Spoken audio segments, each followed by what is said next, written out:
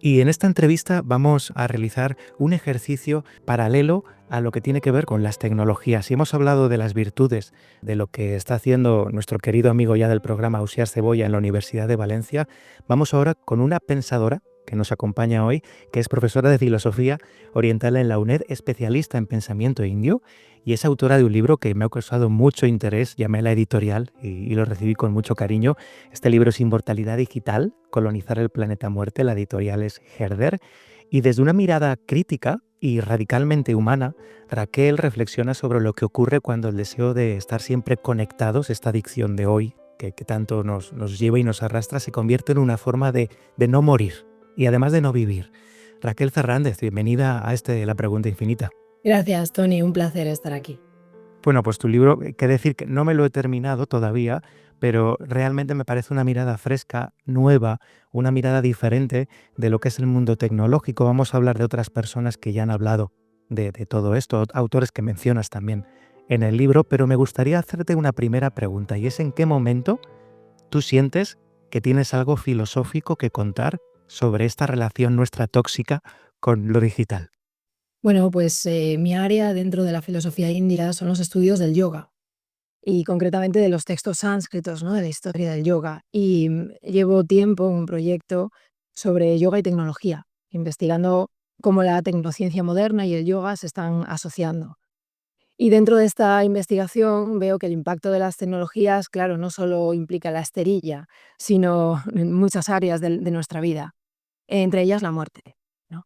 Y entonces empiezo a perseguir esta cadena de links, ¿no? De enlaces que conforman nuestra vida actual, en la que nos hemos habituado, sobre todo las nuevas generaciones, mi generación, pero sobre todo las siguientes, ya nacen al amparo de esta sociedad de links.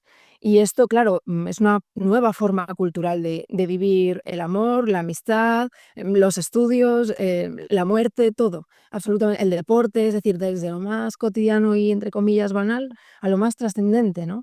Y entonces ahí entro a investigar sobre todo la muerte, las relaciones y la soledad. El libro se titula Inmortalidad Digital, pero en las primeras páginas aclaras que no se iba a llamar así. Y además das mucha importancia a una palabra que repites como un mantra para que nos quede claro a todos de qué estamos hablando, que es la omnivinculación. Y quiero que para nuestros oyentes nos digas en qué basas tu desarrollo filosófico a través de esta palabra, ¿no? ¿Qué es la omnivinculación? Bueno, es que me di cuenta cuando entré a leer lo que se estaba investigando sobre tecnologías digitales, que todavía estábamos hablando de la idea de una humanidad hiperconectada. Pero yo creo que esto ya es algo pasado, lo hemos dejado atrás, porque ya no se trata de que estemos todos conectados, los humanos, con, por ejemplo, personas que están muy lejos de nosotros y demás. No, se trata de que estamos conectados a todo y desde cualquier lugar y en todo momento. Y a todo implica no solo a personas vivas, también a personas muertas, pero también a personas legendarias. Puedes chatear con el Buda, aprender a meditar con el mundo del Buda, hacerle preguntas a Jesús, puedes crearte una pareja de inteligencia artificial. Y hay personas que llevan años manteniendo vínculos profundos con este tipo de aplicaciones que a otras personas les causa risa, pero la cuestión es más profunda. Puedes también, como la univinculación implica la conexión entre los objetos, entre sí, pues tu nevera está conectada a tu smartphone te localiza todo el tiempo, entonces pasas cerca de un supermercado y la nevera le manda una notificación a tu smartphone, ¿no? Le dice, hey, que falta que compres leche o yogur, ¿no? O las casas que están centralizadas todas en el teléfono, ¿eh? Desde la calefacción hasta la propia puerta para entrar. Puedes también organizar una cita con un desconocido, ni siquiera has hecho tú el match, no estamos hablando de aplicaciones al uso, sino que el match lo ha hecho un programa de inteligencia artificial. Es decir, la univinculación implica una vinculación sin límites prácticamente, y esto nos va envolviendo en una placenta inalámbrica de la que es muy difícil desvincularse.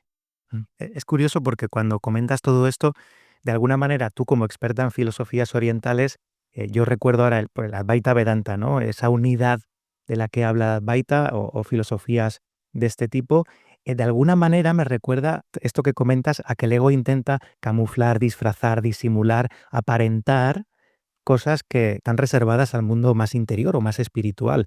Y me da la sensación de que el ego con todo esto está buscando esa sensación de vinculación que de alguna manera, pues en las filosofías orientales, bueno, en cualquier filosofía o religión es algo como sagrado, y el ego lo intenta hacer cosa. Bueno, yo creo que nuestra identidad está cada vez más, precisamente en esta univinculación, nuestra identidad se desvincula de todo y se vuelve una isla. Nos vamos aislando cada vez más, todos estos comportamientos de vinculaciones son individuales y al mismo tiempo son individualistas, fomentan. Por ejemplo, un rasgo muy curioso de esta cultura es que quienes ven las desventajas y quienes intentan salir, la pregunta no es qué podemos hacer en plural, qué podemos hacer nosotros con toda esta industria que nos rastrea, con todo este monopolio tecnológico que nos manipula. No, la pregunta es qué puedo hacer yo. ¿Por qué? Porque estamos ya en un paradigma tan individualista que ni siquiera concebimos la comunidad. Pero esto no lo va a arreglar el individuo, aunque nuestro comportamiento individual sea importante. No lo va a arreglar una sola persona. Si tú te echas encima a los hombros los problemas de toda la industria tecnológica o del mundo, probablemente te ahogues en amargura. Vale más de verdad ser un neoliberal y, bueno, como hace mucha gente, y ponerte a meditar para olvidar. Vale más. Entonces, lo que tenemos que hacer, me parece, un primer paso sería recuperar la pregunta en plural.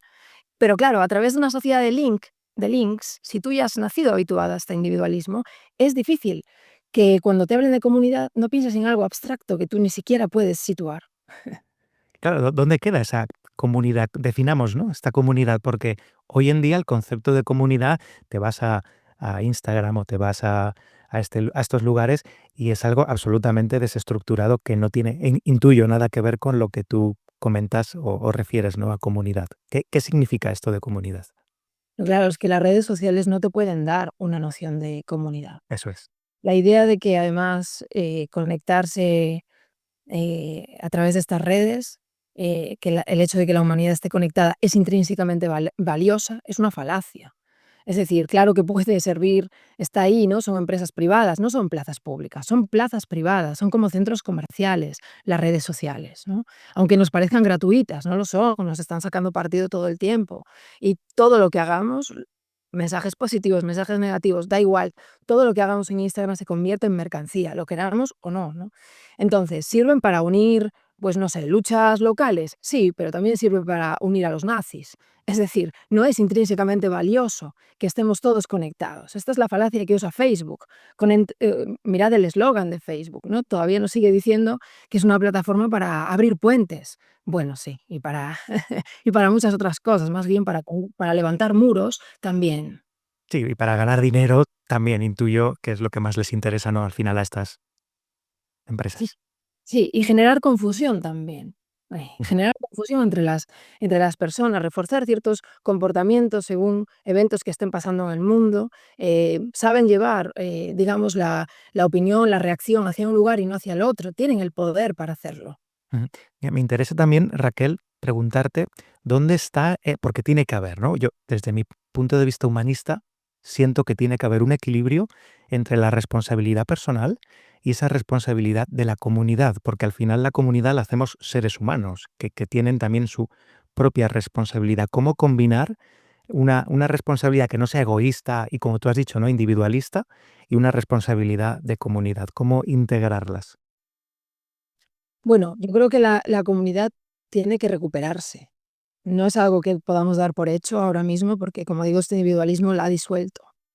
Entonces, la comunidad tiene que recuperarse en lo local y no necesariamente tiene por qué estar mediatizada por redes, ¿no? Al final, esa supuesta comunidad internacional, virtual, digital, ha disuelto la comunidad local. Entonces, creo que hay que volver bastante a la presencia, lo cual no implica que tú demonices todo lo digital o demonices todo lo virtual, ¿no? Pero hay que recuperar el sitio que pisamos, las luchas locales que tenemos, no sé, hay que volver al mundo físico, ¿no?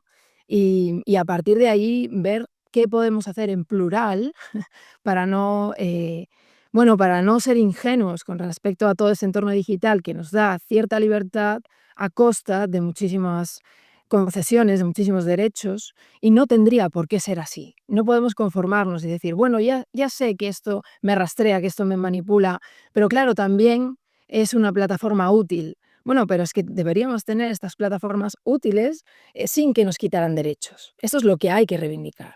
Sí. totalmente de acuerdo contigo. Y hay un derecho que lo tratas de una forma muy original y a veces simpática, porque tienes también un lenguaje muy fresco, muy fácil de leer, y eso me ha gustado mucho, que es, oye, alguien se muere, ¿no? Imagínate, ¿no? Esto que nos va a pasar a todos en el mundo.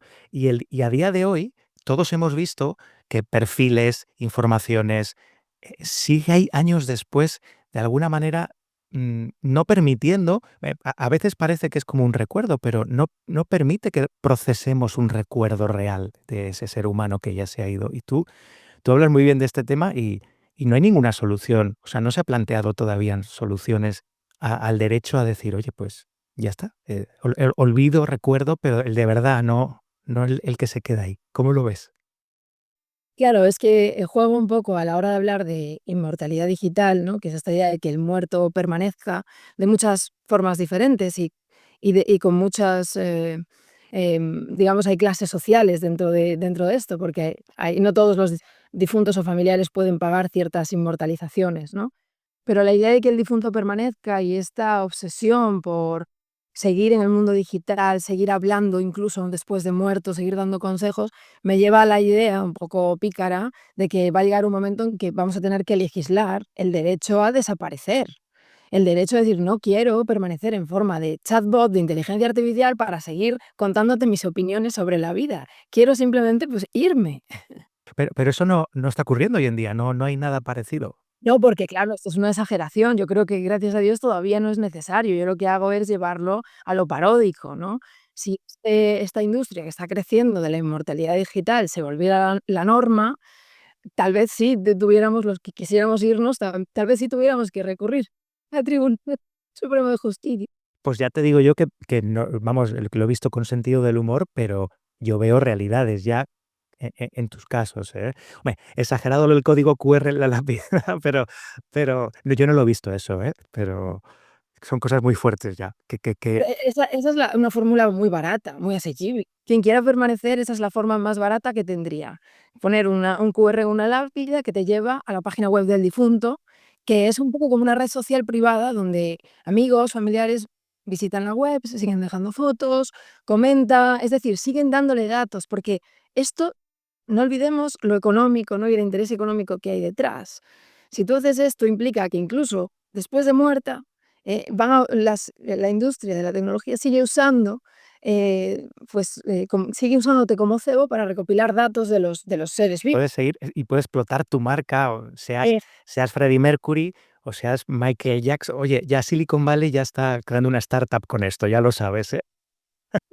sí, Te te lo aseguro. Pues fíjate, dejando de un lado la parte humorística de un tema tan serio, sí que me interesa especialmente, un sector de la población que creo vulnerable, pues son los niños, adolescentes. Y hay un autor que nombras varias veces, con un libro también genial, que es el de Generación Ansiosa, Jonathan Haidt, que él comenta que existe 4 daños fundamentales en general, ¿no? Que es la privación social, la del sueño, la fragmentación de la atención y la adicción. Y estamos viendo actualmente a menores que cumplen con estos parámetros de una forma bastante lineal. ¿Qué propones tú? ¿Qué soluciones podemos aportar al mundo? Y no sé si conoces ya algunas acciones de comunidad que puedan estar acotando o enfrentándose a esta calamidad. pues sí, el hecho es que lo que llamamos generación Z, se crió al amparo de los smartphones, sin ningún tipo de protección. Claro, sus padres o progenitores no podían tener la experiencia de qué implicaba eso. Todavía no había prácticamente estudios sobre el efecto de criarte permanentemente con un smartphone arrojado ya a los 12, 13 años a redes sociales, cómo eso iba a impactar en tu personalidad. Y entonces ahora sabemos todo lo que está empezando a causar, ¿no? Y sí, hay acciones. Primero, yo creo que lo importante es preservar las instituciones públicas, es decir, si los niños en el colegio o en ciertas instituciones públicas culturales, ¿no? Ya están educados o ya se presta atención, ¿no? A que no, usen este tipo de aparatos en las instituciones, públicas, me parece, prioritario esto. No me parece una medida autoritaria ni exagerada. Jonathan Haidt, por ejemplo, propone esto, que esté prohibido llevar el móvil al colegio, porque ya hay casos incluso de gente de primaria, niños, que ya muestran signos de dependencia. Entonces, no es el hecho de no usarlo, sino no llevarlo. O sea, instituciones libres de smartphones, ¿no? Sobre todo educativas. Pero luego hay acciones más de cara a los adolescentes y, bueno, en la primera juventud, como The Offline Club, no sé, el Club de Offline. Ah, eso no lo conozco. Es una empresa afincada en Ámsterdam, pero que está trabajando en toda Europa. ¿Y qué hacen? Son muchachos jóvenes, ¿no? Ellos decidieron organizar reuniones o quedadas a gran escala de gente joven sin smartphone, es decir, no lo llevan. Entonces, pues una reunión, no sé, en un parque en Londres, de 4 a 8, y la gente va pues a leer, a escuchar música, a hablar, a conocerse, sin el móvil. Y cuelgan un montón de fotos en sus redes sociales, porque claro, ellos también tienen que estar en las redes. Esto es un poco la paradoja. Para invitarle a la gente a desconectarse de ellas, tienen que estar. Y entonces cuelga muchas imágenes, pues de eso, de chavales jóvenes leyendo, hablando, que a ti te parecen imágenes normales, cotidianas, pero claro, ellos enfatizan, no lo son, porque llevamos 4 horas sin mirar una sola pantalla. Y esto ya es algo nuevo, ¿no? Sí. Sí, sí, no, algo nuevo y enriquecedor. No conocía la iniciativa. Me has dicho que es en toda Europa y es la web, ¿recordamos? Se llama el Club of Offline, pero es The Offline Club, Ah, sí. y supongo que habrá también adolescentes españoles aquí que estén impulsando la iniciativa. Pues mira, oyentes de la pregunta infinita, por favor, si vuestros hijos o bueno, adolescentes que también puedan estar escuchando un programa de humanidades como este, por favor, entremos y podamos cotillear un poquito porque no conocía esta iniciativa. Vamos a otro colectivo que incluso me parece más grave, que es el de los niños pequeños, porque todos paseamos por la calle y todos vemos niños de 2, de 3 y de 4 años con pantallas. Yo creo que aquí, usando un poco el tono humorístico que utilizas, esto debería ser delito, Raquel. Mm. Sí, pero es complejo. Esto es más complejo que yo también he asistido, ¿no? A, pues, comer en un restaurante y ver cómo al niño le dan la tablet para que no llore o para que no haga ruido. Para mí es más complejo que decir, bueno, blanco o negro, esto es delito o esto es algo bueno, ¿no? Porque, claro, entras a ver todas las partes y todas. Primero, que si un adulto no está educado, no puede educar a su propio hijo. O sea, esto es. Y no nos han educado a ninguno en esto de las tecnologías. Lo hemos aceptado de forma acrítica como una innovación que hacía nuestra vida mucho más confortable y estamos todos como atrapados, que no sabemos cómo usarlas, cómo no usarlas. Y además no podemos escoger, porque muchos es que somos adictos, porque están diseñadas las aplicaciones y demás para generar adicción. Entonces, si un adulto ya vive en este ámbito, claro, ¿cómo se lo va a negar a su propio hijo, ¿no? Al mismo tiempo, creo que hay una presión enorme sobre los padres y habría que ver qué clases sociales pueden permitirse. Esto es complejo porque aquí entra también las desigualdades, ¿no? ¿Qué clases sociales pueden permitirse, pues, darle una educación a sus hijos más libres de smartphones, no sé, más armónica, más. ¿Y cuáles no? ¿Y cuáles les dan de comer bollos de chocolate y les dan una pantalla? Porque hay desigualdades sociales implicadas. Entonces no podemos obviarlas, ¿no? En esto. Entiendo que tienen que ver también principalmente con lo educativo, Mm. con la parte educativa y la parte económica, evidentemente, ¿no? Ambas de la mano. Vamos a ver, una madre pluriempleada, emigrante, con 3 hijos en Madrid, que no pasa por casa, porque no puede, porque está trabajando en las casas de otros, en barrios muy pijos, no puede, eh, de repente sentarse y decir: "Bueno, voy a planear cómo educar a mis hijos para que no sean adictos a los videojuegos". Y creo que en las discusiones que hay sobre los niños y la educación, claro, queremos vivir como si no hubiera desigualdades sociales, pero señores, las hay.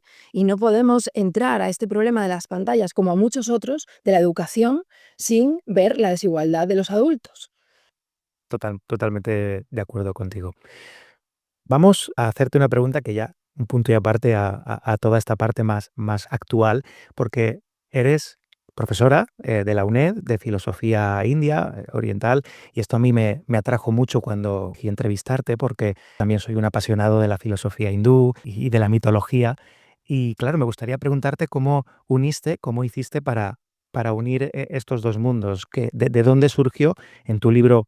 Hablas también de mitología de todo tipo, oriental y occidental. ¿Cómo uniste? ¿Qué te llevó a unir esa dedicación profesional que tú tienes con un mundo aparentemente diferente del que tú ejerces en las clases? Entiendo. Ujú.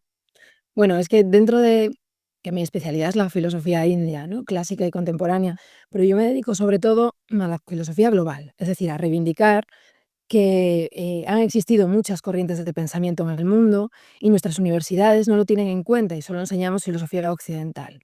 Es lógico entonces que los problemas contemporáneos que nos interpelan, como tecnologías digitales, pero muchos otros, ecología, feminismo, solo los pensemos en base a las teorías de hombres blancos de 5 países, que están en Europa y Estados Unidos.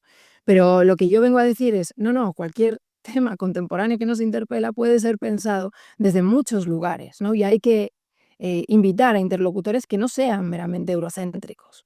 Y es lo que yo intenté hacer, porque además desde el yoga, desde los estudios del yoga, tenemos mucho que aprender sobre estos nuevos poderes tecnológicos. Entonces, yo juego con los poderes yógicos, ¿no? Los poderes, Cuéntame eso que me ha interesado.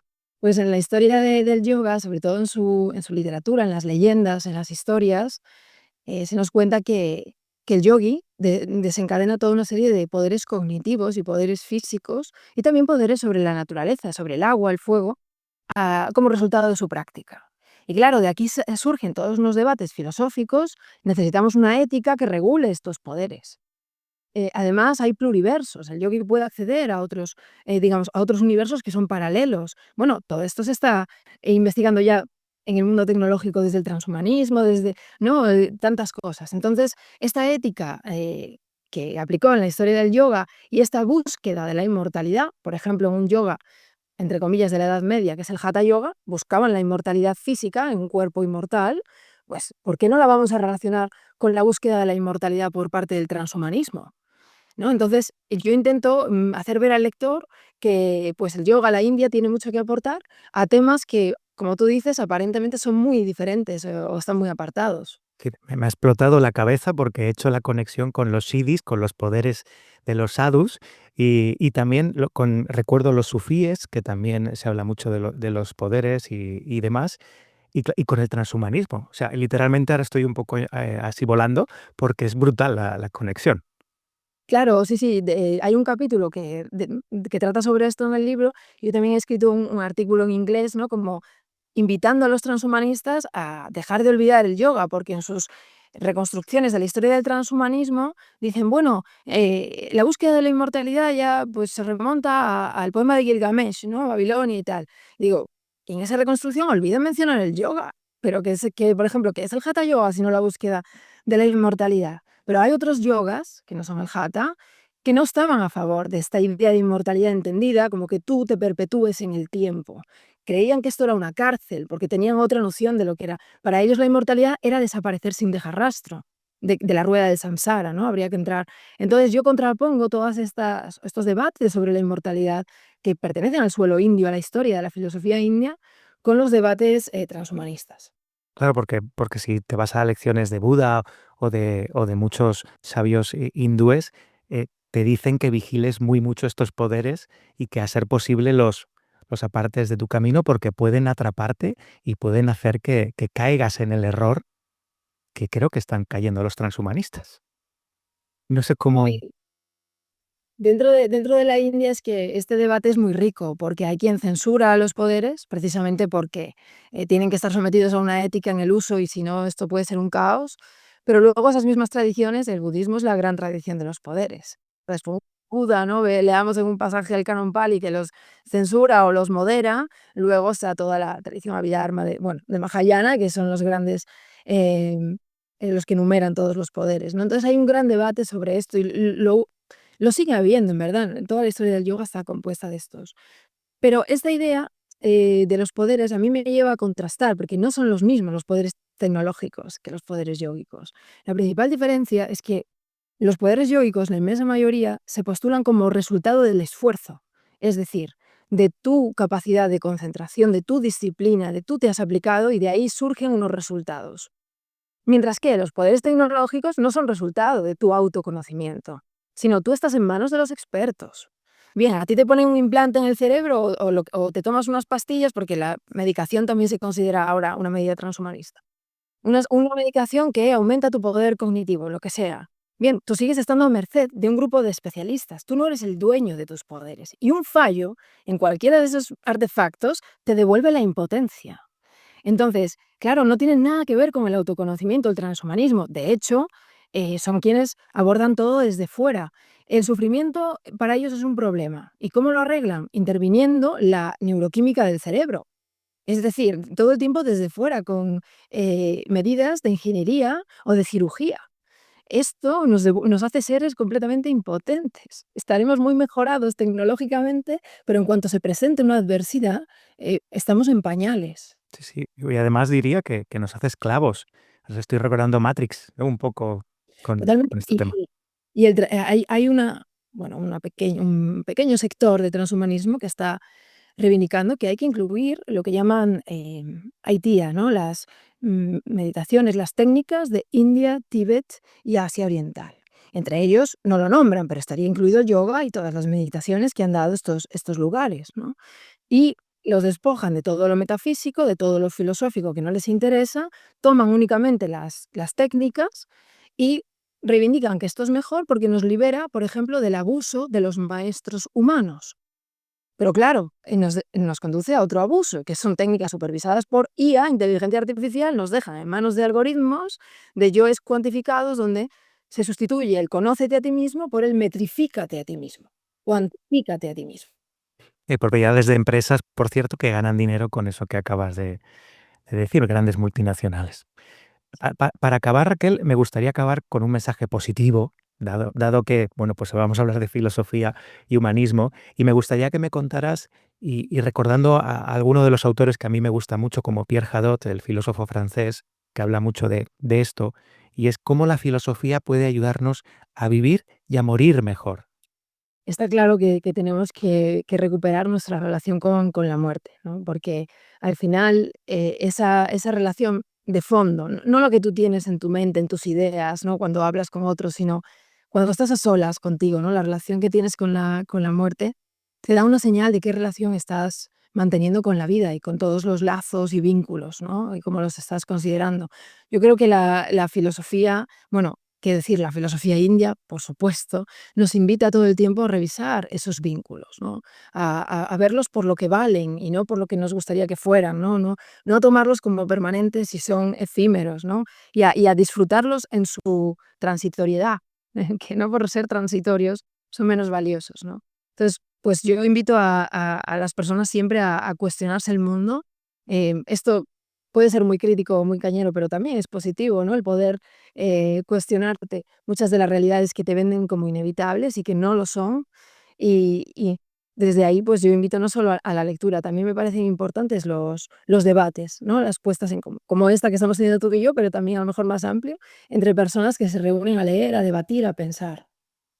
Pues Raquel Fernández, gracias, muchas gracias por haberte pasado por la pregunta infinita, profesora de la UNED, profesora de filosofía en general, ¿no? Además de especialista en filosofía india, has venido a presentar tu último libro, Inmortalidad Digital, Colonizar el Planeta Muerte, de la editorial Herder.